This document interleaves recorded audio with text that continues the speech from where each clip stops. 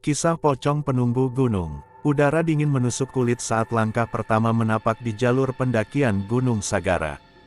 Kabut tipis menyelimuti hutan, menciptakan suasana yang sunyi dan mencekam. Burung-burung malam sudah lama terdiam, menyisakan hanya desiran angin yang menggoyangkan dedaunan. Riko mengencangkan tali ranselnya dan menatap jalur setapak yang membentang ke atas. Dia bukan pendaki pemula, sudah banyak gunung yang dia taklukkan, dari yang memiliki jalur landai hingga yang terjal. Namun, Gunung Sagara selalu memiliki reputasi yang berbeda. Gunung ini terkenal bukan hanya karena keindahannya, tetapi juga karena kisah mistis yang menyertainya. Konon, banyak pendaki yang mengaku melihat sosok berbungkus kain kafan melompat-lompat di antara pepohonan, bahkan ada yang menghilang tanpa jejak setelah mendengar suara tawa lirih di malam hari. Riko tidak percaya hal-hal semacam itu. Baginya, cerita mistis hanya sekadar bumbu untuk membuat perjalanan semakin menegangkan. Yang penting, dia sudah menyiapkan semua perlengkapan dengan matang. Perjalanan dimulai sekitar pukul 4 sore. Langit masih cukup terang, namun kabut mulai menebal seiring matahari yang perlahan tenggelam. Jalur awal tidak terlalu sulit, hanya ada akar-akar pohon besar yang menyembul dari tanah, mengharuskan Riko melangkah dengan hati-hati. Dia memilih mendaki sendirian kali ini. Bukan karena tidak punya teman, tapi lebih karena dia ingin menikmati perjalanan tanpa harus menyesuaikan ritme dengan orang lain. Setelah 1 jam berjalan, suara-suara hutan mulai menghilang. Tidak ada lagi suara burung atau gesekan ranting yang tertiup angin. Keheningan ini cukup aneh, bahkan terlalu sunyi untuk ukuran hutan pegunungan. Riko berhenti sejenak, menyesap air dari botol minumnya, lalu melanjutkan perjalanan. Sekitar pukul 6 sore, dia mencapai sebuah tanah lapang kecil yang biasanya digunakan pendaki untuk beristirahat. Dari sini, jalur akan semakin menanjak dan lebih sulit. Riko memutuskan untuk mendirikan tenda lebih awal, sebelum malam benar-benar jatuh. Saat dia sibuk memasang tenda, sesuatu terasa janggal. Dia merasa diperhatikan. Sensasi ini datang begitu saja, seperti ada mata yang mengawasinya dari dalam kegelapan hutan. Dia menoleh ke sekeliling, namun hanya pepohonan tinggi yang berdiri diam, bergoyang pelan tertiup angin. Riko menggelengkan kepala. Mungkin cuma perasaanku, gumamnya dalam hati. Setelah makan malam sederhana dengan makanan instan, dia masuk ke dalam tenda dan bersiap tidur. Udara semakin dingin, dan kabut semakin tebal. Malam itu terasa lebih gelap dari biasanya, seolah bulan dan bintang enggan menampakkan diri. Ketika dia hampir terlelap, suara samar terdengar dari luar tenda. Seperti sesuatu yang melompat-lompat di tanah basah. Buk, buk, buk. Riko membuka matanya. Hatinya berdebar. Dia yakin itu bukan suara hewan liar, karena ritmenya teratur, seperti langkah kaki, atau sesuatu yang bergerak dengan cara yang tidak biasa. Dia berusaha mengabaikan suara itu dan menarik sleeping bag lebih rapat. Namun, suara itu semakin mendekat. Buk, buk, buk. Tiba-tiba, suara itu berhenti tepat di depan tendanya. Ketegangan menggantung di udara. Riko menahan napas. Jantungnya berdetak begitu cepat hingga terasa menghantam dadanya. Dia mencoba berpikir logis. Mungkin itu hanya suara ranting jatuh, atau suara hewan kecil yang melompat. Tapi, rasa takut yang menjalar di tubuhnya berkata sebaliknya. Perlahan, dia meraih senter di sampingnya. Dengan tangan gemetar, dia menyalakan cahaya dan mengarahkannya ke pintu tenda. Namun, sebelum dia sempat membuka resletingnya, sesuatu menghantam tenda dari luar. Buk, Riko terkejut dan hampir berteriak. Cahaya senter yang digenggamnya bergetar. Dia mendengar suara napas berat dari luar, seperti seseorang atau sesuatu yang berdiri tepat di depan tenda, hanya terhalang oleh kain tipis. Dalam ketakutan, dia mematikan senter dan menutup matanya rapat-rapat. Dia tidak tahu harus berbuat apa. Malam itu terasa begitu panjang. Napas berat di luar tenda berlangsung selama beberapa menit sebelum akhirnya menghilang. Riko tidak berani keluar. Dia hanya bisa berbaring diam, berharap semua ini hanya mimpi buruk belaka. Tapi sebelum subuh tiba, sesuatu yang lebih mengerikan terjadi. Dari dalam mimpinya yang gelisah, dia mendengar suara berbisik.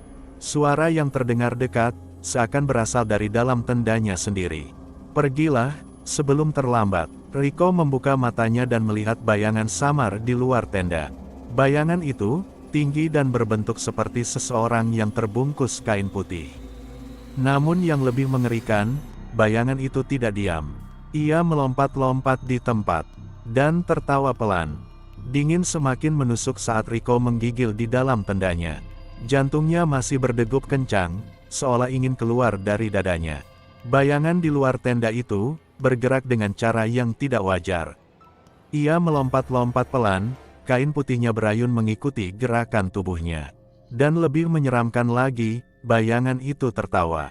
Bukan tawa keras yang menggema, melainkan tawa kecil yang lirih, seperti seseorang yang menahan kesenangan dalam kegilaan. Riko tidak bisa bergerak, otot-ototnya terasa kaku, seakan tubuhnya menolak perintah untuk kabur. Dia ingin berpikir bahwa ini hanya mimpi, tetapi suara langkah melompat yang terdengar jelas di luar tenda membuatnya sadar bahwa ini nyata. Tiba-tiba, bayangan itu berhenti. Keheningan mendadak menyeruak, membuat suasana semakin mencekam. Riko menahan napas, mencoba mendengarkan dengan lebih saksama. Tidak ada suara, tidak ada angin, bahkan suara serangga malam pun hilang entah kemana. Hanya ada sunyi, yang terlalu mencekam untuk dianggap wajar. Dengan tangan gemetar, Riko perlahan meraih pisaunya yang tersimpan di dalam ransel. Senternya masih dalam genggaman, namun ia tidak berani menyalakannya.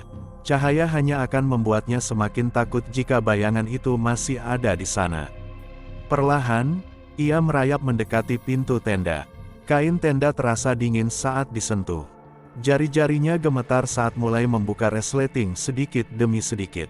Sek, suara resleting terdengar nyaring di tengah kesunyian malam. Ia hanya membuka sedikit celah, cukup untuk mengintip keluar. Kabut tebal menyelimuti hutan, menciptakan bayangan samar dari pepohonan yang berdiri tegak di kejauhan.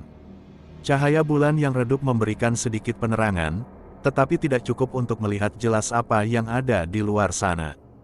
Riko memusatkan pandangannya ke tempat di mana bayangan itu sebelumnya berdiri. Kosong, tidak ada apa-apa. Ia menghela napas lega, mungkin makhluk itu sudah pergi. Namun, perasaan lega itu hanya bertahan sesaat.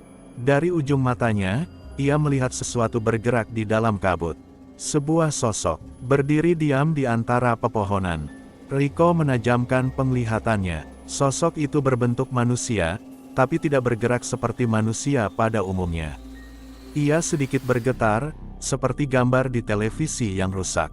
Lalu, dalam sekejap, sosok itu menghilang. Riko membelalakkan mata, dan sebelum ia sempat bereaksi, suara berat itu kembali terdengar, lebih dekat dari sebelumnya. Buk, buk, buk, suara itu datang dari belakang tendanya.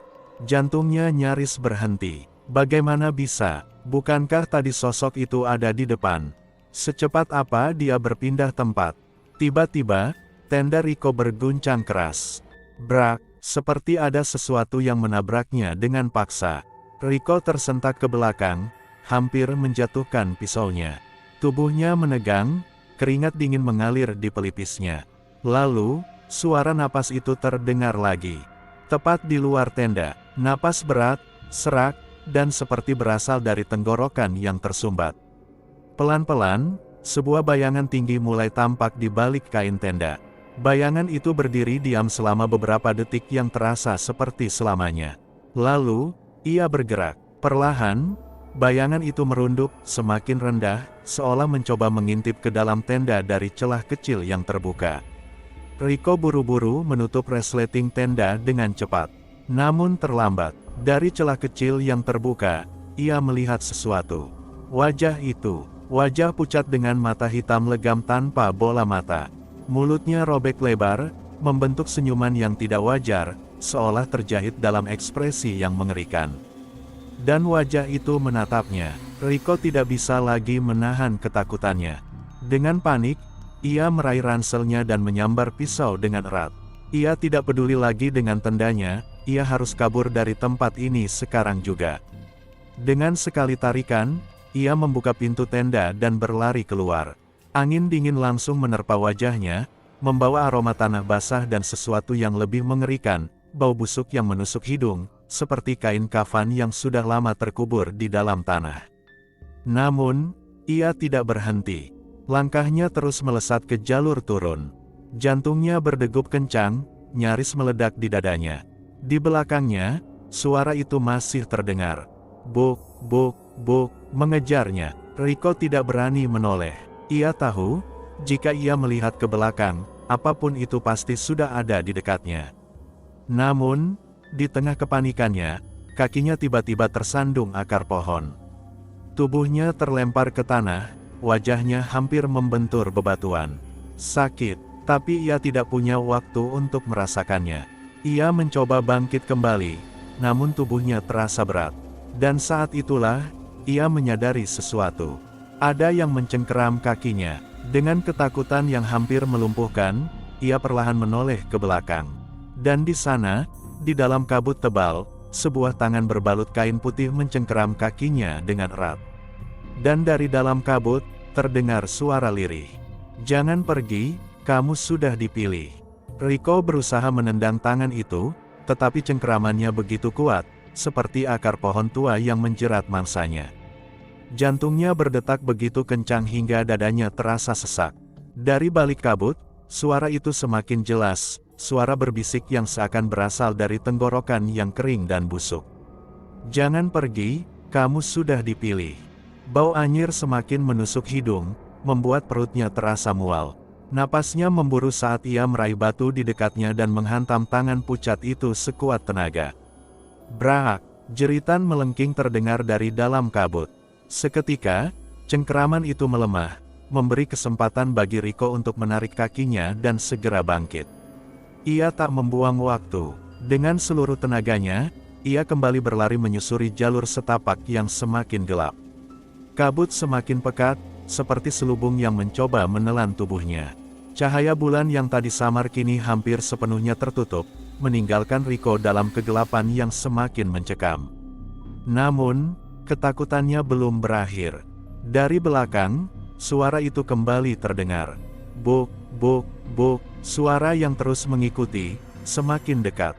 Bulu kuduknya berdiri saat ia menyadari satu hal, makhluk itu tidak hanya mengejarnya, tetapi juga semakin cepat. Tiba-tiba, dari sela-sela kabut, sesosok tubuh melompat tinggi dan mendarat hanya beberapa meter di depannya. Riko menghentikan langkahnya secara mendadak, hampir tergelincir ke jurang kecil di samping jalur. Makhluk itu kini berdiri di hadapannya. Sosok tinggi dengan tubuh terbungkus kain kafan kotor, bercak-bercak hitam dan merah menyelimuti kainnya. Wajahnya, oh Tuhan, wajahnya seperti mayat yang telah lama membusuk. Kulitnya abu-abu kehijauan, membentuk rongga di sekitar matanya yang hitam legam. Mulutnya sobek lebar, menampakkan gigi-gigi kuning yang tidak beraturan, dan dari dalamnya keluar suara gemeretak yang mengerikan. Perlahan, makhluk itu memiringkan kepalanya, menatap Riko dengan ekspresi yang sulit dijelaskan, antara kegilaan dan keinginan yang menakutkan. Kemudian, makhluk itu melompat lagi, langsung ke arahnya. Riko berteriak dan berlari ke arah lain tanpa tujuan, hanya ingin menjauh sejauh mungkin. Jalurnya semakin curam dan berbatu. Kakinya terpeleset beberapa kali, membuat lututnya terasa nyeri. Tapi ia tidak bisa berhenti. Di belakangnya, suara lompatan itu terus terdengar. Buk, buk, buk, dan lebih buruk lagi, suara itu bukan hanya satu. Ada lebih dari satu makhluk. Riko berlari melewati pepohonan tanpa melihat ke belakang. Napasnya tersengal, tubuhnya mulai kehilangan tenaga. Lalu, di depan, ia melihat sesuatu, cahaya. Sebuah pondok kayu tua berdiri di sisi jalur, tampak seperti tempat peristirahatan darurat. Cahaya redup dari lampu minyak terlihat dari dalamnya. Tanpa berpikir panjang, Riko berlari ke sana dan mendorong pintunya yang tua dan reyot. Krik, begitu masuk, ia langsung membanting pintu dan menguncinya dengan balok kayu yang tersedia. Napasnya masih memburu, tubuhnya gemetar tanpa kendali. Di luar, suara itu berhenti. Tidak ada lompatan, tidak ada bisikan, hanya keheningan yang mencekam. Riko menempelkan telinganya ke pintu, mencoba mendengar sesuatu. Hening, namun, entah mengapa, keheningan ini jauh lebih menakutkan daripada suara tadi. Pelan-pelan, ia menoleh ke dalam pondok. Ruangan itu sempit, dengan hanya satu meja kayu tua di tengah dan sebuah dipan reyot di sudut. Dinding-dindingnya penuh dengan coretan yang hampir tidak terbaca, seolah seseorang pernah mencoba menulis pesan dengan tergesa-gesa. Tapi ada satu hal yang membuat bulu kuduknya kembali berdiri. Di salah satu sudut ruangan, ada sebuah kain kafan kotor yang tergeletak di lantai. Kain itu tampak baru saja digunakan. Dan lebih mengerikan lagi, kain itu bergerak sedikit, seperti ada sesuatu di dalamnya. Napas Riko tercekat. Lalu, dari balik kain kafan itu, terdengar suara berbisik yang sama. "Kamu sudah dipilih." Saat itu juga, pintu pondok tiba-tiba terguncang keras. Sesuatu mencoba masuk. Pintu pondok bergetar hebat. Sesuatu di luar sana mencoba mendobrak masuk. BRAAK. BRAAK. BRAAK. Balok kayu yang digunakan Riko sebagai pengunci berderak seakan-akan patah kapan saja. Napasnya memburu, tubuhnya gemetar tanpa kendali. Ia tidak bisa lagi membedakan apakah ini nyata atau mimpi buruk yang tak berujung. Di sudut ruangan, kain kafan kotor itu masih bergerak. Suara lirih itu terus bergema di dalam pondok, seakan berbisik langsung ke dalam kepalanya. "Kamu sudah dipilih." Riko mundur perlahan, menjauh dari kain kafan itu. Ia meraih pisaunya dengan erat, meskipun ia tahu senjata kecil itu tidak akan banyak berguna. Matanya menatap ke segala arah, mencari jalan keluar. Pondok ini hanya memiliki satu pintu dan satu jendela kecil di sisi belakang. Tanpa berpikir panjang, ia berlari ke jendela, mencoba membukanya. Terkunci. Sial, pintu di belakangnya bergetar semakin keras. Ia bisa mendengar suara geraman samar dari luar, suara yang bukan milik manusia. BRAAK. Salah satu engsel pintu terlepas. Tidak ada waktu lagi. Riko mengangkat kursi kayu tua di dalam pondok dan menghantam jendela sekuat tenaga. KRAAK. Kaca retak, tetapi belum cukup untuk membuat celah keluar. Ia menghantamnya lagi, dan kali ini kaca pecah berhamburan. Dengan cepat, ia menyibakkan pecahan kaca agar tidak melukai tubuhnya, lalu mulai merangkak keluar. Saat separuh tubuhnya berhasil melewati jendela, ia mendengar suara terakhir dari dalam pondok, suara tawa pelan yang tidak wajar, disusul suara pintu yang akhirnya jebol. KRRAAAKK. Riko tidak berani menoleh. Dengan tenaga terakhirnya, ia menarik tubuhnya keluar dan terjatuh ke tanah berbatu di luar pondok. Lututnya tergores, tapi ia tidak peduli. Ia segera bangkit dan berlari ke arah hutan yang lebih lebat. Di belakangnya, suara itu kembali terdengar. Buk, buk, buk. Makhluk itu masih mengejarnya. Ia tidak tahu kemana harus pergi. Jalur pendakian terasa asing dalam gelap.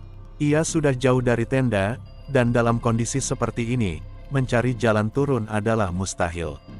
Satu-satunya pilihannya adalah terus berlari. Riko melompat melewati akar-akar besar dan menyibakkan ranting yang menghalangi jalannya. Napasnya semakin berat, dadanya terasa seperti terbakar. Namun, tiba-tiba, langkahnya terhenti. Di depannya, ada sesuatu yang membuat darahnya membeku. Sebuah pohon besar berdiri di tengah jalur, dan di bawahnya, ada sesuatu yang tergantung. Sebuah kain kafan putih yang kotor, melayang tanpa tali, seperti sesuatu yang tidak seharusnya berada di dunia ini. Dan di balik kain itu, samar-samar, ia bisa melihat wajah seseorang, wajah yang pucat, membusuk, dengan mata hitam yang kosong. Wajah yang tadi ia lihat dari celah tendanya. Pocong itu menatapnya. Lalu, dengan gerakan tiba-tiba, kain kafannya berkibar ke segala arah, seperti seseorang yang baru saja melepaskan jeratan tali dari lehernya. Angin dingin menerpa wajah Riko, membawa bau busuk yang begitu pekat hingga ia hampir muntah. Dan sebelum ia sempat bergerak, sesuatu mencengkeram lehernya dari belakang. Dingin, kaku, seperti tangan yang sudah lama mati. Suaranya kembali terdengar, lebih jelas dari sebelumnya, berbisik langsung di telinganya. "Jangan lari, kamu sudah menjadi bagian dari kami." Saat itu juga, semuanya menjadi gelap. Riko membuka matanya dengan kepala berdenyut hebat. Seluruh tubuhnya terasa kaku, seolah-olah baru saja terikat selama berjam-jam. Perlahan, ia mencoba menggerakkan jarinya, memastikan dirinya masih hidup. Di sekelilingnya, kabut tebal bergulung-gulung, membuatnya sulit melihat lebih jauh. Ia merasakan sesuatu yang kasar dan dingin di bawah tubuhnya, tanah basah yang bercampur dengan dedaunan busuk. Aroma anyir dan bau busuk yang menyengat memenuhi udara. Saat mencoba bangkit, ia menyadari sesuatu yang membuat bulu kuduknya meremang. Ia tidak sendirian.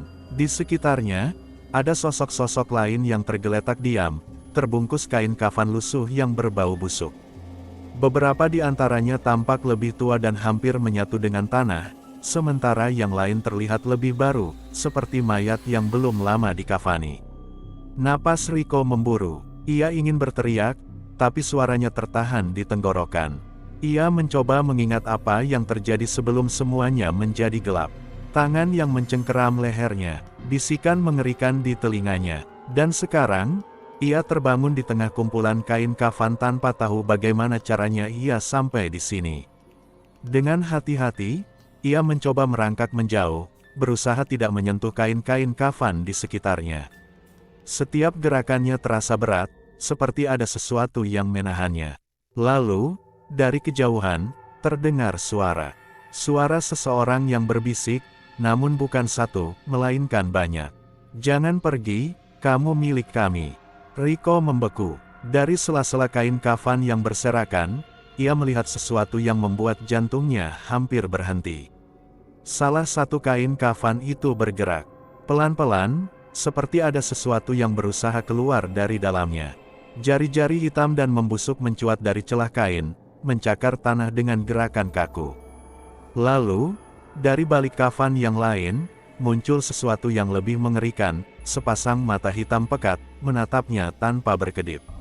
Satu persatu, kain-kain kafan itu mulai bergerak. Mayat-mayat itu bangkit. Panik, Riko mencoba berdiri, tapi lututnya gemetar hebat. Ia melangkah mundur, tapi tanah di bawahnya licin. Di depannya, sosok-sosok itu mulai berdiri sepenuhnya. Tubuh mereka kaku, dengan wajah yang membusuk dan kain kafan yang masih melilit erat. Mereka tidak berbicara, hanya berdiri diam, mengelilinginya.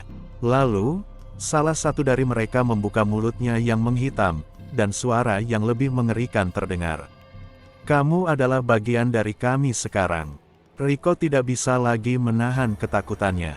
Ia berbalik dan berlari secepat mungkin, menembus kabut yang semakin tebal. Tapi suara itu tidak berhenti. Buk, buk, buk, mereka mengejarnya. Riko terus berlari tanpa menoleh, mencoba mencari jalan keluar dari neraka ini. Namun, semakin jauh ia berlari, semakin dalam ia merasa tersesat. Di kejauhan, samar-samar, ia melihat sesuatu yang membuat harapannya muncul kembali, sebuah cahaya kecil di antara pepohonan. Mungkinkah itu perkemahan, atau sesuatu yang lebih buruk? Ia tidak punya pilihan. Dengan seluruh tenaganya yang tersisa, ia menuju ke arah cahaya itu, berharap menemukan keselamatan di tengah mimpi buruk ini. Riko berlari sekuat tenaga menuju cahaya yang tampak berpendar di antara pepohonan. Napasnya memburu, dadanya terasa seperti terbakar. Di belakangnya, suara buk, buk, buk terus terdengar, mereka masih mengejarnya. Kabut semakin tebal, membuat penglihatannya terbatas.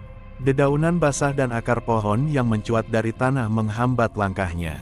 Beberapa kali ia hampir terjatuh, tapi rasa takut membuatnya terus maju. Cahaya itu semakin dekat, hanya beberapa meter lagi. Namun, tepat ketika ia hendak mencapainya, cahaya itu tiba-tiba bergerak. Seperti ditarik ke dalam kegelapan. Riko berhenti mendadak, jantungnya berdebar kencang, matanya menyipit, mencoba menembus kabut. Cahaya tadi kini tampak lebih jauh, berkelip-kelip di antara pepohonan, seolah-olah sedang menggoda dan menuntunnya ke suatu tempat. Sebuah pertanda buruk menjalar di dalam dirinya.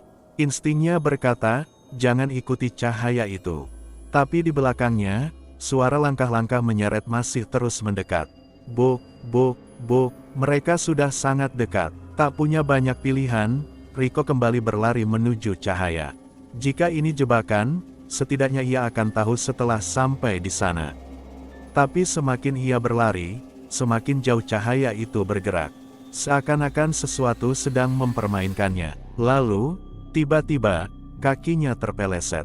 Bruk, Rico terjatuh keras ke tanah berbatu. Kepalanya menghantam sesuatu, dan pandangannya seketika berputar. Rasa sakit menjalar di seluruh tubuhnya. Ia mencoba bangkit, tapi lututnya lemas. Dan saat itulah ia menyadari sesuatu yang membuat darahnya membeku. Ia tidak lagi berada di hutan. Sekelilingnya kini adalah tanah lapang yang dipenuhi batu-batu nisan. Sebuah kuburan tua, jantungnya berdetak kencang. Bagaimana bisa ia tiba di sini? Bukankah tadi ia masih di dalam hutan? Tepat di depannya, ada sebuah batu nisan yang lebih besar dari yang lain.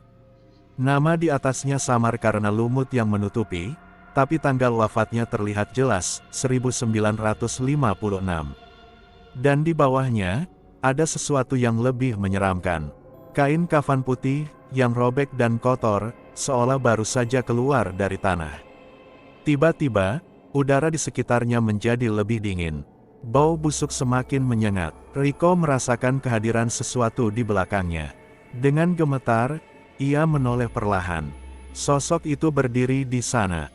Pocong itu, lebih dekat dari sebelumnya, lebih menyeramkan dari yang pernah ia lihat. Matanya yang hitam kosong menatap lurus ke arahnya. Kain kafannya berkibar pelan, meski angin tidak bertiup. Wajahnya membusuk, dengan kulit yang mengelupas dan belatung yang merayap di sela-selanya. Dan kali ini, pocong itu tidak hanya diam. Ia membuka mulutnya, perlahan, lebih lebar, dan lebih lebar lagi. Dari dalamnya, suara yang tidak mungkin berasal dari manusia keluar. Suara yang bergaung di seluruh pemakaman. Kau sudah mati. Rico membeku. Dan sebelum ia bisa bereaksi, tangan pucat itu terjulur. Mencengkeram lehernya. Dan semuanya menjadi gelap. Rico terbangun dengan napas tersengal. Kepalanya berdenyut hebat, tubuhnya gemetar, dan rasa dingin menusuk hingga ke tulang. Ia terbaring di atas tanah, dikelilingi oleh batu-batu nisan yang sebagian besar sudah tertutup lumut. Udara di sekelilingnya lembab dan berbau anyir, seperti tanah basah yang baru saja digali. Ia tidak tahu berapa lama ia tak sadarkan diri. Yang ia ingat hanya tangan pocong itu yang mencengkeram lehernya, suara mengerikan yang bergema di telinganya. Kau sudah mati. Dengan susah payah, Rico duduk dan melihat sekeliling. Tidak ada tanda-tanda pocong itu. Tidak ada suara langkah menyeret. Tidak ada bisikan. Tapi ia tahu, ia belum aman. Pelan-pelan, ia mencoba bangkit, namun lututnya terasa lemas. Pandangannya sedikit berkunang-kunang, tetapi ia memaksa dirinya untuk berdiri. Ia harus pergi dari sini. Tapi kemana? Hutan di sekeliling pemakaman ini tampak berbeda. Kabut lebih tebal, pepohonan tampak lebih suram dan bengkok, seolah-olah mereka telah menyaksikan sesuatu yang mengerikan selama ratusan tahun. Lalu, matanya tertuju pada sesuatu yang membuatnya semakin takut. Di tanah, tepat di samping batu nisan tempat ia pingsan, ada sebuah lubang kubur terbuka. Ukurannya cukup besar untuk menampung satu tubuh manusia. Tanah di sekelilingnya terlihat segar, seperti baru saja digali.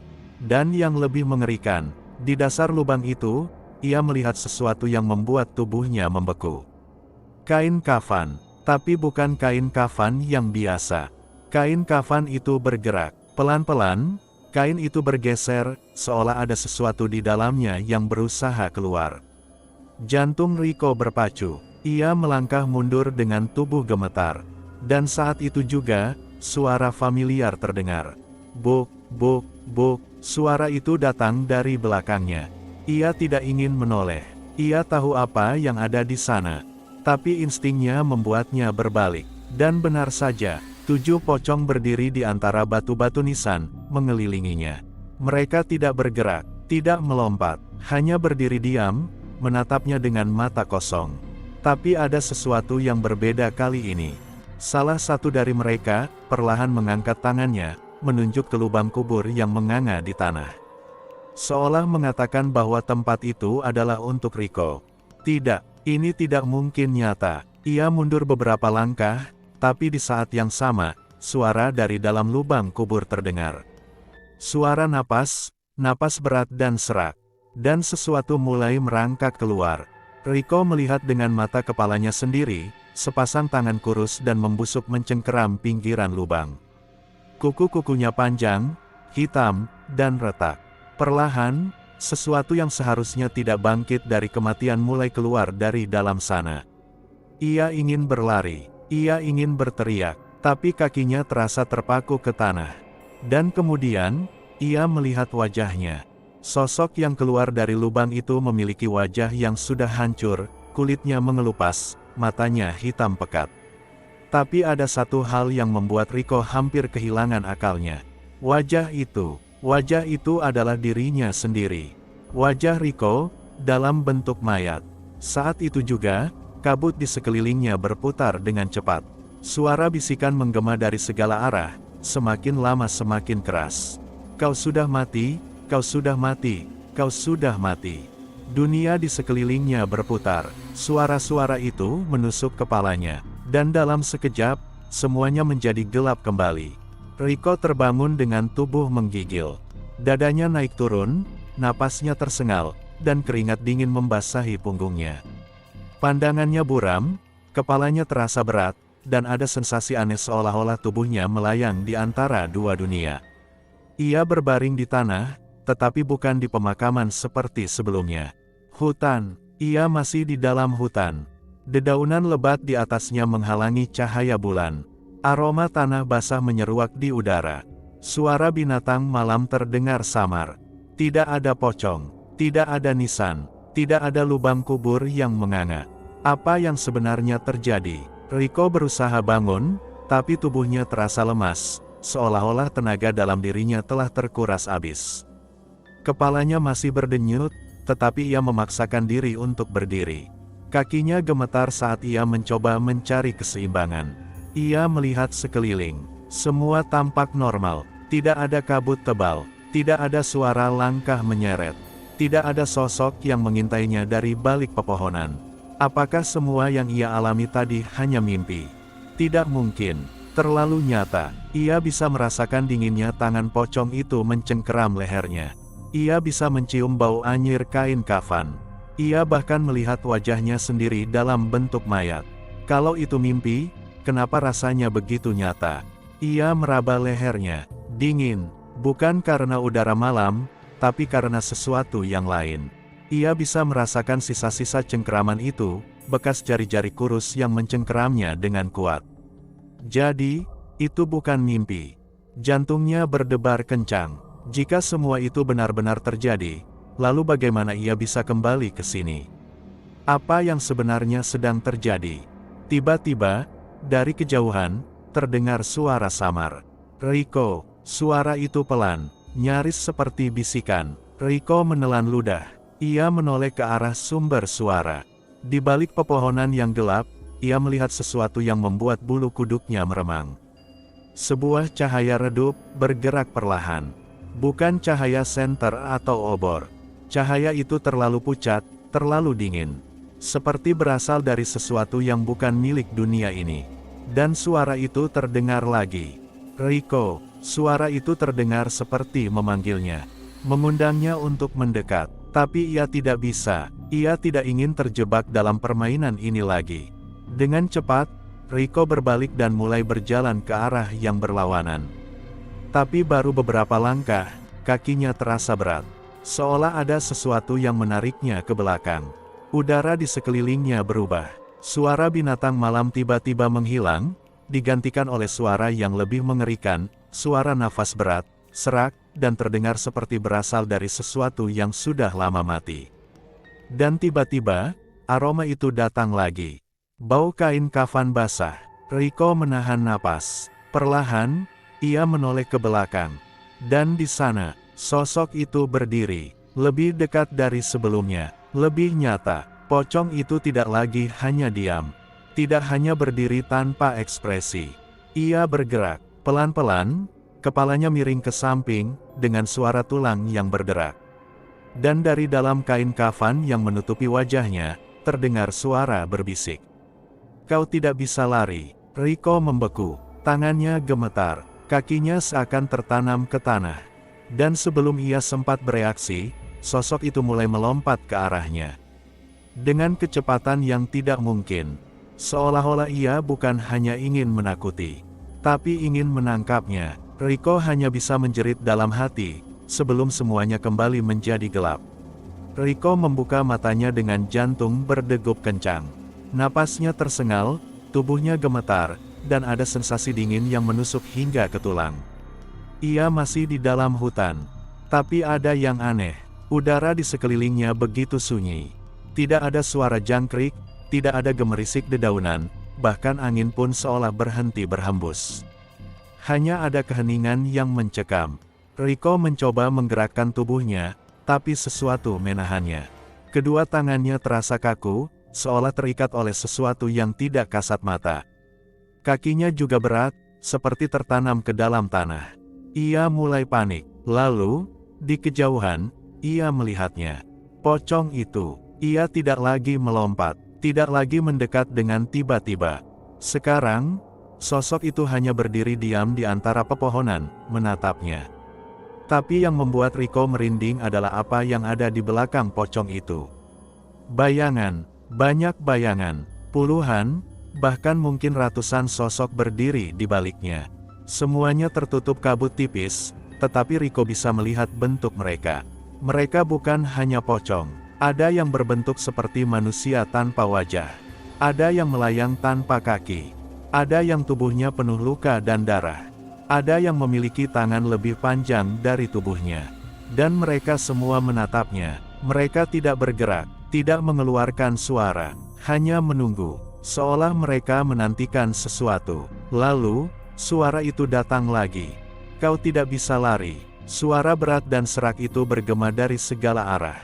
Riko menahan napas. Ia mencoba berpikir, apakah ini mimpi? Apakah ia masih hidup? Atau ia sebenarnya sudah mati sejak lama dan baru menyadarinya sekarang? Tiba-tiba, tanah di bawahnya bergetar. Dari dalam bumi, sesuatu mulai muncul. Sebuah tangan kurus dan membusuk keluar dari tanah, mencakar udara dengan kuku hitam panjang. Lalu satu lagi, dan satu lagi. Dalam sekejap, belasan tangan muncul dari dalam tanah, bergerak-gerak seperti mencari sesuatu. Dan sesuatu di dalam dirinya mengatakan, mereka sedang mencarinya. Riko meronta, mencoba melepaskan diri dari cengkeraman tak kasat mata yang menahannya. Tapi semakin ia berusaha, semakin tubuhnya terasa berat. Dan saat itu juga, sesuatu mencengkeram pergelangan kakinya. Sebuah tangan, berwarna kehitaman, dengan jari-jari panjang yang dingin. Ia menoleh ke bawah. Dari dalam tanah, sepasang mata kosong menatapnya. Wajah hancur itu perlahan muncul ke permukaan, dengan ekspresi yang begitu menyeramkan. Dan yang lebih mengerikan, wajah itu adalah wajahnya sendiri. Tidak, ini tidak mungkin nyata. Ia ingin berteriak, tapi suaranya tidak keluar. Tangan itu mulai menariknya ke dalam tanah. Semakin kuat, semakin dalam, hingga lututnya tenggelam dalam tanah. Lalu pinggangnya, dingin, gelap, hampa. Saat kepalanya hampir sepenuhnya tenggelam, ia mendengar suara terakhir sebelum segalanya menghilang. "Sekarang kau adalah milik kami." Dan kemudian, semuanya menjadi hitam, gelap, sunyi, dingin menusuk hingga ke sum-sum tulang. Riko membuka matanya, tetapi yang terlihat hanyalah kehampaan. Tidak ada cahaya, tidak ada warna, hanya kegelapan yang seakan merayap masuk ke dalam tubuhnya. Ia tidak tahu di mana ia berada. Apakah ia sudah mati, ataukah ia masih hidup, terperangkap di antara dua dunia. Riko mencoba menggerakkan tubuhnya, tapi ada sesuatu yang menahannya. Ia merasakan tekanan berat di sekelilingnya, seolah ia terkubur di dalam tanah. Nafasnya mulai tersengal. Ia ingin berteriak, tapi suaranya tertahan di tenggorokan. Lalu, samar-samar, ia mendengar sesuatu. Suara tanah bergeser, suara langkah kaki. Perlahan, suara itu semakin dekat, menggema di dalam kegelapan. Lalu suara lain muncul, suara seseorang, atau sesuatu, yang berbisik tepat di telinganya. "Bangun!" Jantung Rico berdebar keras. Seketika, sesuatu mencengkeram pergelangan tangannya dengan erat. Jari-jari yang dingin, kasar, dan membusuk. Dan tiba-tiba, Rico ditarik keluar dari kegelapan. Ia terbatuk keras, tubuhnya gemetar hebat. Dadanya naik turun saat ia menghirup udara dengan panik. Ia merasakan tanah yang lembab di bawahnya, aroma busuk yang menusuk hidungnya. Ia melihat sekeliling, dan apa yang ia lihat membuatnya membeku. Ia berada di tengah sebuah pemakaman tua yang terbengkalai. Nisan-nisan reyot berserakan, beberapa hampir roboh, tertutup lumut dan akar-akar liar. Di sekelilingnya, kabut tebal berputar seperti tirai yang menyembunyikan sesuatu di baliknya. Tapi yang lebih mengerikan, tepat di depannya, ada sebuah lubang kubur terbuka. Dan di dalamnya, ia melihat sesuatu yang membuat tubuhnya seketika lemas. Sebuah mayat terbungkus kain kafan. Tapi bukan mayat biasa. Mayat itu adalah dirinya sendiri. Kepalanya berdenyut hebat. Ini tidak mungkin. Bagaimana bisa ia melihat dirinya sendiri terbaring di dalam kuburan? Tiba-tiba, tanah di sekitarnya kembali bergetar. Dari antara nisan-nisan tua, bayangan-bayangan hitam mulai bermunculan. Mereka bukan manusia, bukan juga pocong. Mereka adalah sosok-sosok mengerikan dengan tubuh kurus, mata kosong, dan wajah yang seperti meleleh. Mereka bergerak perlahan, dengan gerakan tersentak-sentak, seolah tubuh mereka sudah lama membusuk. Dan mereka semua mengarah kepadanya. "Kau tidak seharusnya ada di sini." Suara berat itu menggema di telinganya. Rico membalikkan badan. Di balik kabut, pocong itu berdiri. Lebih dekat, lebih nyata. Tapi kali ini, wajahnya terlihat lebih jelas. Dan saat kain kafannya tersingkap sedikit, Rico melihat sesuatu yang membuat darahnya membeku. Wajah di balik kain kafan itu adalah wajahnya sendiri. Rico ingin menjerit, tapi sebelum ia sempat melakukan apapun, tangan-tangan kurus itu meraihnya dari segala arah. Menariknya kembali ke dalam tanah. Ke dalam kegelapan. Ke dalam dunia yang seharusnya bukan untuknya.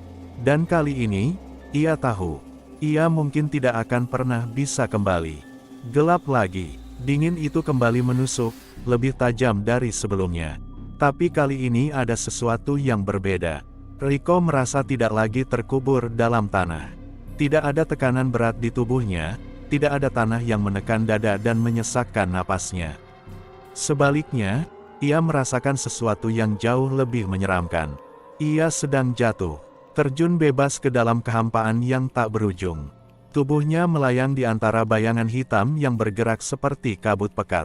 Samar-samar, ia mendengar suara-suara berbisik, suara yang semakin lama semakin nyaring hingga terasa menusuk telinganya. "Dia bukan bagian dari kita, tapi dia sudah dipilih. Darahnya mengikatnya ke tempat ini." Bisikan itu datang dari segala arah. Rico ingin menutup telinganya, tapi ia bahkan tidak bisa merasakan tangannya sendiri. Tiba-tiba, ia berhenti jatuh. Seolah ada tangan tak kasat mata yang menahannya di udara. Kemudian, di hadapannya, perlahan muncul sesuatu yang membuat napasnya terhenti. Sebuah pintu. Pintu kayu tua, tinggi, dengan ukiran-ukiran aneh yang terlihat seperti simbol-simbol ritual kuno. Pintu itu tampak bergetar, seolah ada sesuatu yang mencoba menerobos dari baliknya. Dan di tengah pintu itu, ada sebuah nama yang terukir jelas. Nama Rico sendiri. Jantungnya berdegup kencang. Apa maksudnya ini? Kenapa namanya ada di sini? Ia mencoba menjauh, tapi tubuhnya tidak bisa bergerak. Sesuatu menariknya mendekat ke pintu itu. Tiba-tiba, dari celah kecil di pintu, sebuah mata terbuka. Bukan mata manusia, matanya adalah matanya sendiri. Mata itu menatapnya dengan tatapan kosong. Lalu, tanpa peringatan, pintu itu terbuka. Sebuah tangan pucat keluar dari dalamnya, meraih tubuhnya, dan menariknya masuk ke dalam kegelapan. Riko ingin berteriak, tapi suara bisikan itu membisikkan satu kalimat terakhir di telinganya sebelum semuanya menghilang. Sekarang, kau adalah bagian dari kami. Riko merasa tubuhnya ditarik dengan kekuatan yang tak terbendung. Saat ia melewati ambang pintu, ia merasakan sensasi aneh, seolah tubuhnya tercerai-berai menjadi serpihan kecil, lalu disusun kembali dalam sekejap. Kemudian, ia jatuh. Kakinya menapak di tanah keras. Napasnya tersengal, kepalanya pening, dan tubuhnya gemetar. Ia berdiri di tengah sebuah desa tua yang tak dikenal. Bangunan-bangunan di sekelilingnya terlihat lapuk, seperti sudah ratusan tahun ditinggalkan.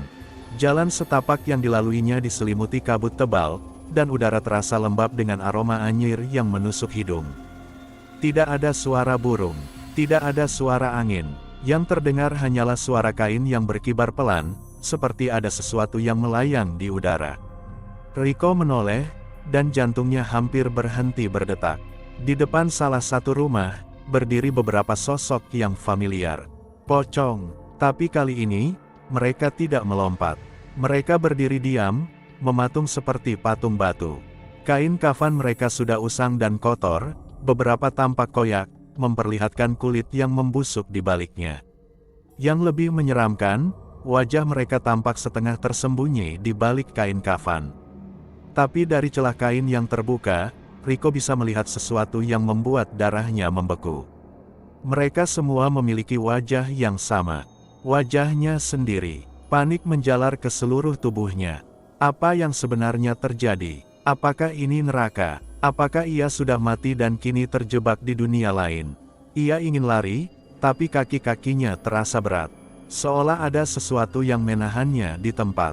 Lalu, dari tengah desa itu, terdengar suara langkah kaki. Seseorang mendekat, atau sesuatu. Dari balik kabut, muncul seorang lelaki tua dengan jubah hitam panjang, wajahnya pucat, matanya cekung, dan bibirnya membiru seperti mayat. Ia menatap Riko dengan tatapan kosong. Lalu ia berbicara, suara itu dalam, berat, dan bergema di seluruh desa. Kau akhirnya datang. Riko tertegun. Lelaki itu melangkah maju, menatapnya lebih dekat. Kami sudah lama menunggumu, pewaris kutukan ini. Napas Riko tercekat. Pewaris kutukan, apa maksudnya? Ia ingin bertanya, tapi tubuhnya mendadak melemah. Matanya mulai berkunang-kunang. Sebelum kesadarannya menghilang, ia hanya mendengar bisikan lirih yang mengerikan dari lelaki itu. Kau harus menggantikan mereka. Lalu semuanya gelap. Riko terbangun dengan kepala yang berdenyut hebat. Tubuhnya terasa berat, seolah ada beban tak kasat mata yang menekan dirinya ke tanah. Ia mencoba menggerakkan jari-jarinya, lalu perlahan membuka mata. Ia masih di desa itu. Tapi sekarang, ia tidak lagi berdiri di jalanan berkabut. Ia berada di dalam sebuah rumah tua dengan dinding kayu lapuk dan bau busuk yang menyengat. Di hadapannya, lelaki tua berjubah hitam tadi duduk di atas tikar anyaman. Mata cekungnya menatap tajam ke arah Riko, seakan sedang meneliti setiap inci tubuhnya. Di sekeliling mereka, ada 5 sosok pocong berdiri diam. Tak bergerak, tak bersuara. Mereka semua memiliki wajah yang sama, wajah Riko sendiri. Jantungnya berdegup kencang. Apa yang kau lakukan padaku? Riko akhirnya berhasil berbicara, suaranya serak dan dipenuhi ketakutan. Lelaki tua itu tersenyum tipis, tetapi senyumannya tidak menunjukkan kehangatan. Kau adalah yang berikutnya. Riko menelan ludah, tenggorokannya terasa kering. Apa maksudmu? Lelaki tua itu tidak langsung menjawab. Ia menatap ke arah pocong-pocong yang berdiri di sekeliling mereka, lalu menghela napas panjang. Kau bukan orang pertama yang datang ke gunung ini, Riko. Riko menegang. Lelaki itu melanjutkan dengan nada datar. Gunung ini bukan sekadar gunung. Ia adalah batas antara dunia kita dan dunia mereka. Seketika, angin dingin berhembus, menggoyangkan lentera kecil di sudut ruangan. Ada sebuah kutukan yang mengikat tempat ini. Setiap beberapa tahun sekali, seseorang akan tersesat ke desa ini, dan ia tidak akan pernah kembali. Riko merasa dadanya semakin sesak. Apa hubungannya denganku? Tanyanya dengan suara gemetar. Lelaki tua itu tersenyum lagi, kali ini lebih lebar. tetapi jauh lebih menyeramkan. Karena kau adalah yang berikutnya, Rico. Tiba-tiba, tubuh Rico membeku. Ia merasakan sesuatu yang dingin menjalar di kulitnya.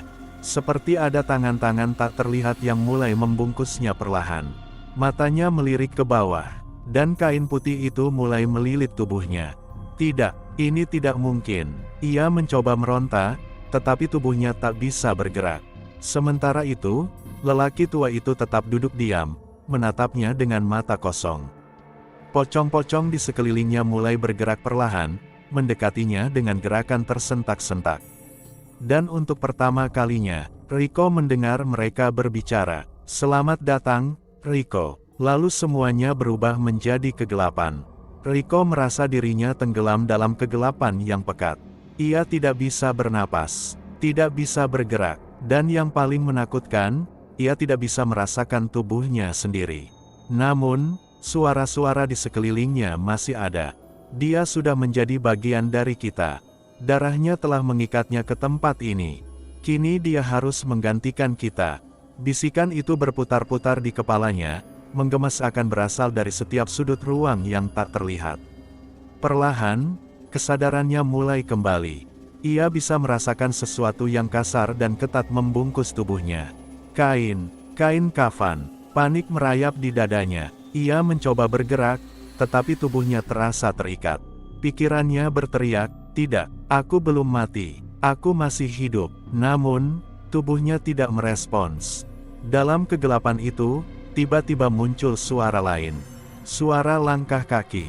Langkah-langkah itu mendekat, semakin dekat, hingga akhirnya berhenti tepat di sebelahnya. Sebuah suara berat berbicara, "Bangkitlah." Sekelebat, tubuh Rico tersentak. Ia bisa merasakan kakinya menekan tanah.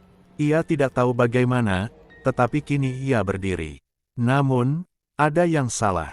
Ia tidak menggerakkan tubuhnya sendiri. Tubuhnya bergerak sendiri. Jantungnya berdetak kencang. Ia ingin berteriak, tetapi mulutnya tertutup rapat oleh kain kafan yang membungkus wajahnya. Di hadapannya, samar-samar ia melihat wujud bayangan seseorang, lelaki tua berjubah hitam itu. Lelaki itu menatapnya dengan mata cekung yang menyeramkan. "Sekarang kau telah menjadi bagian dari kami, Rico." Di belakang lelaki itu, berdiri barisan pocong lainnya. Dan Rico kini menyadari ia adalah salah satu dari mereka. Di dalam kepalanya, Rico masih berteriak, "Tidak, aku bukan pocong. Aku masih hidup. Aku bukan bagian dari ini." Namun tubuhnya tetap diam, mengikuti kehendak yang bukan miliknya. Lelaki tua itu lalu berbalik dan mulai melangkah, menuju kegelapan yang lebih pekat. Dan tanpa bisa melawan, Rico melompat mengikuti. Rico melompat dalam kegelapan, tubuhnya terasa ringan, tetapi pikirannya dipenuhi ketakutan. Ia tidak bisa mengendalikan dirinya sendiri. Setiap kali lelaki tua itu bergerak, Rico dan pocong-pocong lainnya ikut melompat tanpa bisa melawan. Seolah ada kekuatan tak kasat mata yang mengendalikan tubuh mereka. Mereka melewati lorong panjang yang dipenuhi kabut pekat. Bau tanah basah dan darah busuk memenuhi udara. Suara kain kafan yang terseret di tanah bergema di sepanjang perjalanan. Rico ingin menjerit, ingin menangis, tetapi mulutnya terbungkam oleh kain kafan. Akhirnya, mereka tiba di depan sebuah pintu gerbang raksasa yang terbuat dari kayu tua dan berlumut. Di atasnya, ada ukiran tulisan yang samar terbaca. "Gerbang para pengembara kematian." Lelaki tua itu berhenti di depan gerbang dan menoleh ke arah Rico. "Kini kau harus menjalankan tugasmu, Rico." "Tugas." Tiba-tiba, gerbang kayu itu terbuka perlahan. Dari baliknya, terlihat hamparan dunia yang berbeda. Bukan lagi desa tua, melainkan hutan gelap di lereng gunung yang penuh kabut. Rico mengenali tempat itu. Itu adalah gunung tempat ia mendaki sebelum semuanya berubah menjadi mimpi buruk. Namun ada satu hal yang membuatnya merinding. Di tengah hutan itu, terlihat sekelompok pendaki. Mereka tampak tersesat, berkumpul di sekitar api unggun kecil dengan wajah penuh kecemasan. Salah satu dari mereka berdiri dan menyorotkan senter ke sekeliling hutan, seperti sedang mencari sesuatu. Lalu, lelaki tua itu mengangkat tangannya. Mereka adalah yang berikutnya. Pocong-pocong di sebelah Rico mulai bergerak. Mereka melompat menuju hutan dengan gerakan lambat dan menyeramkan, mendekati para pendaki tanpa suara. Dan tanpa bisa melawan, Rico juga ikut melompat. Di dalam kepalanya, Rico terus berteriak, "Tidak, aku bukan monster, aku bukan pocong." Namun tubuhnya tidak peduli. Ia hanya bisa menyaksikan dengan ngeri saat dirinya bergerak menuju manusia hidup yang tidak tahu apa yang akan terjadi pada mereka. Rico melompat tanpa bisa menghentikan dirinya sendiri. Hutan yang diselimuti kabut tebal itu kini terasa semakin mencekam. Di hadapannya, para pendaki yang tengah berkumpul di sekitar api unggun masih terlihat gelisah.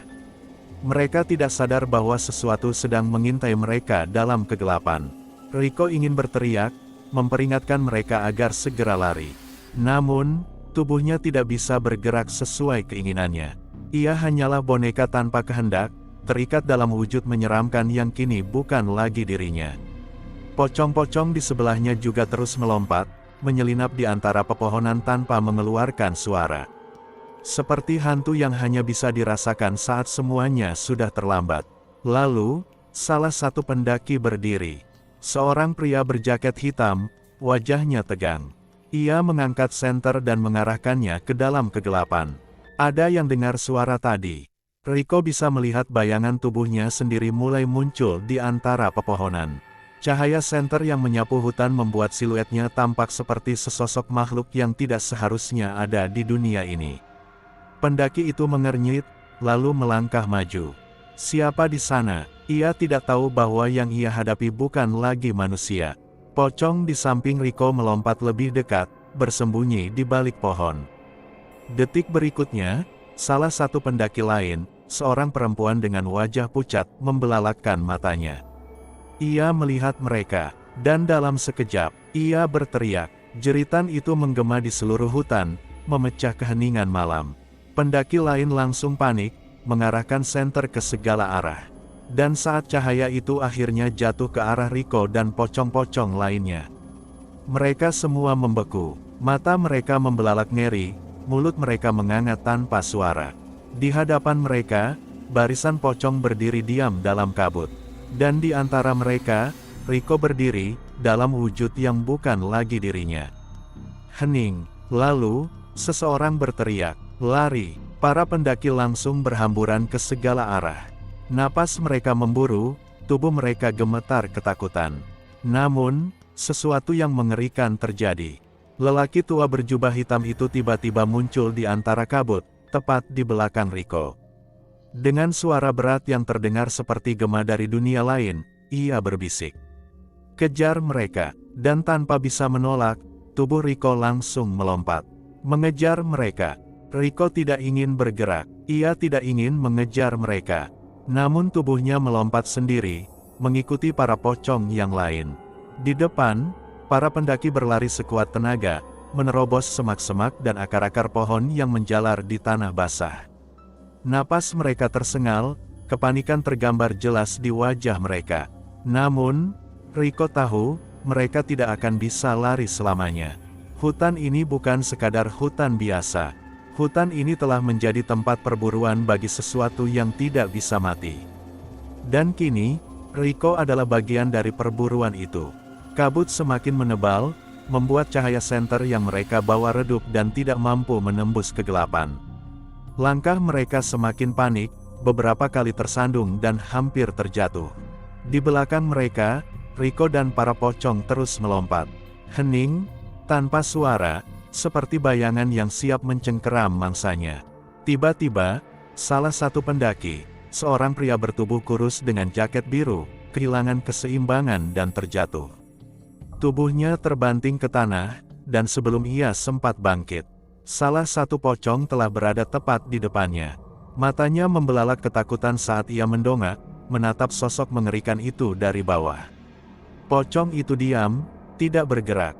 Namun dari balik kain kafan yang membungkus kepalanya, samar-samar terlihat lubang mata hitam yang kosong. Lalu, sesuatu yang lebih mengerikan terjadi.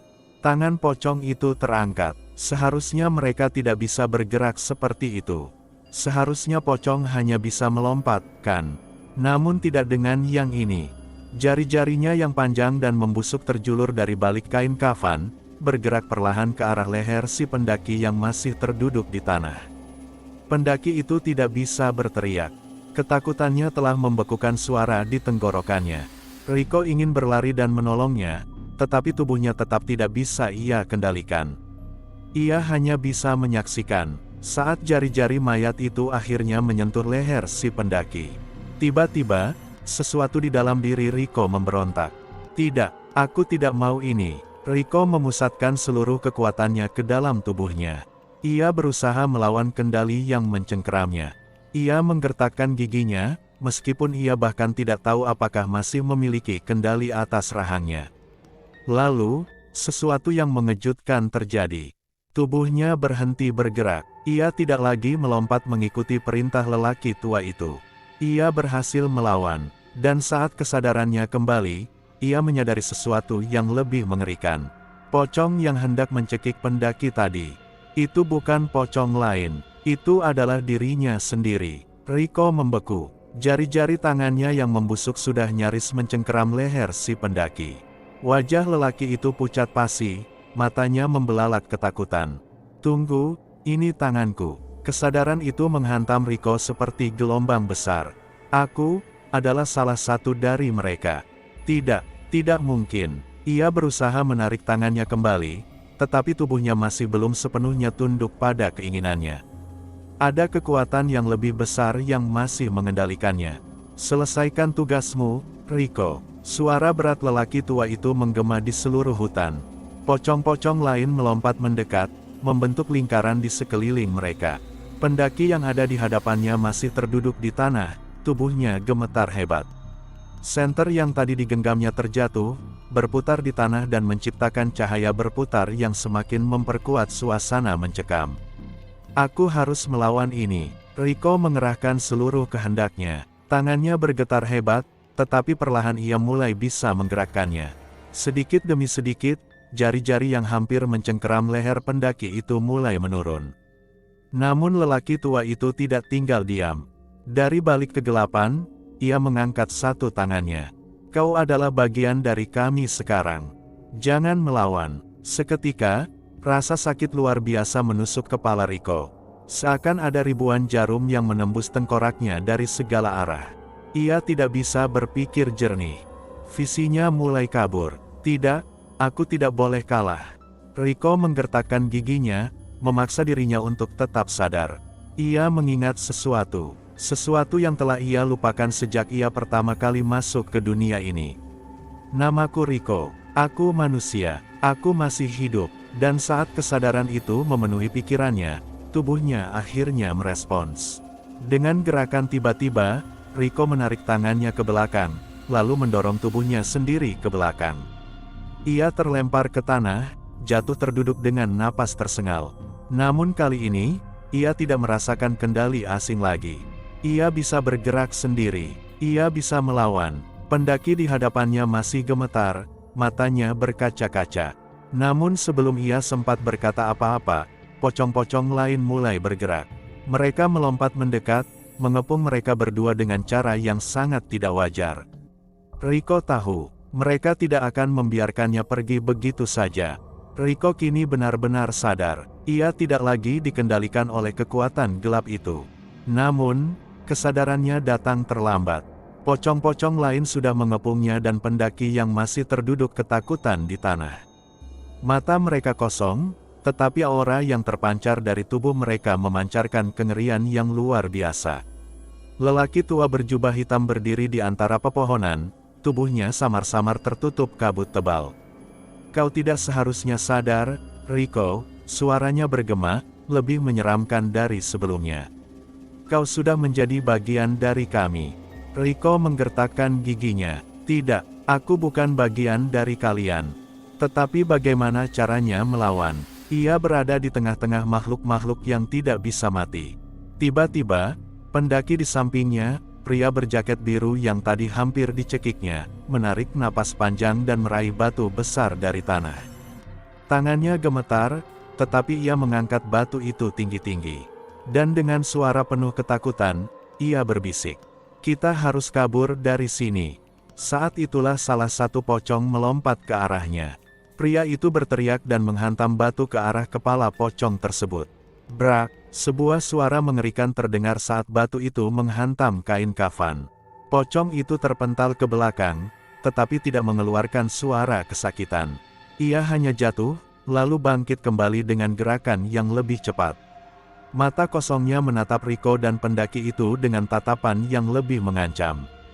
Riko tahu, mereka harus kabur sekarang. Tanpa pikir panjang, ia meraih lengan pria itu dan menariknya berdiri. Lalu, mereka berdua berlari sekuat tenaga. Pocong-pocong itu melompat mengejar mereka, sementara suara lelaki tua itu terus menggema di seluruh hutan. Kalian tidak bisa lari. Kabut semakin tebal. Cahaya senter satu-satunya yang mereka miliki kini hanya mampu menerangi beberapa langkah di depan mereka. Tetapi mereka terus berlari. Mereka tidak peduli kemana mereka pergi. Yang penting mereka keluar dari tempat ini. Namun, sesuatu yang mengerikan terjadi. Saat mereka melewati sebatang pohon besar dengan akar menjalar ke segala arah. Mereka melihat sesuatu di depan mereka. Jantung Riko berdegup semakin cepat. Pendaki di sebelahnya langsung berhenti mendadak, tubuhnya bergetar hebat. Di depan mereka, ada Riko, bukan dirinya yang asli, melainkan sesosok pocong dengan wajahnya sendiri. Pocong itu berdiri diam di tengah jalan, seakan menunggu mereka. Riko membeku, kepalanya berdenyut, pikirannya kacau. Bagaimana mungkin, ia ingin percaya bahwa ia masih hidup, bahwa ia masih bisa keluar dari tempat ini. Tetapi jika itu benar, lalu siapa yang sedang berdiri di hadapannya sekarang? Riko berdiri membeku. Di depannya, sosok pocong dengan wajahnya sendiri berdiri diam, seperti menunggunya. Pendaki di sampingnya terengah-engah, tubuhnya gemetar hebat. Napasnya tersengal, tetapi ia tetap menatap Riko dan sosok pocong itu bergantian, seolah mencoba memahami sesuatu yang tidak masuk akal. Bagaimana mungkin ada dua Riko? Lelaki tua berjubah hitam masih berdiri di kejauhan, suaranya kembali menggema di antara kabut yang semakin tebal. Kini kau mengerti, bukan? Suara itu dingin, menggema langsung ke dalam kepala Riko. Ia ingin menutup telinganya, tetapi suara itu tetap ada, berbisik di sudut pikirannya. Kau tidak pernah berhasil keluar dari gunung ini, Riko. Sebuah ingatan yang samar muncul di dalam benaknya. Ia mengingat dirinya sendiri berlari ketakutan, lalu terjatuh, dan setelah itu gelap. Riko mengerjap, napasnya semakin berat. Ia benar-benar ingat sekarang, saat malam pertama di gunung, ketika ia lari ketakutan dari pocong-pocong itu, ia terpeleset di tebing.